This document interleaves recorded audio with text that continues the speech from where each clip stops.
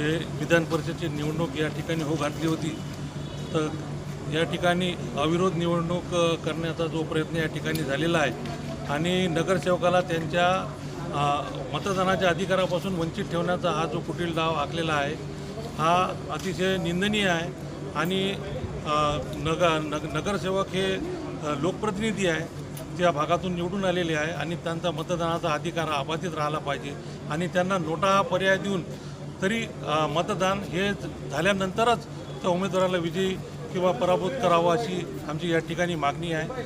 आणि सोबतच जसं मला एक म्हणणं आहे की सरपंच अविरोध होत नाही कोण्या गावचा, तर हे एवढा मोठा आमदार कसा काय अविरोध होतो हा मोठा प्रश्नचिन्ह या ठिकाणी निर्माण झालेला आहे, अतिशय संशयास्पद झालेला आहे। आणि कालच ज्या महाविकास आघाडीचे उमेदवार होते यांनी शिवसेना गटात प्रवेश केलेला आहे, तर हे अतिशय खळबळ माजवणारी गोष्ट आहे की एका 2 दिवसाआधी उमेदवार इथं आपलं नॉमिनेशन दाखल करतो, दुसऱ्या दिवशी विड्रॉल करतो आणि तिसऱ्या दिवशी शिवसेनेत प्रवेश करतो।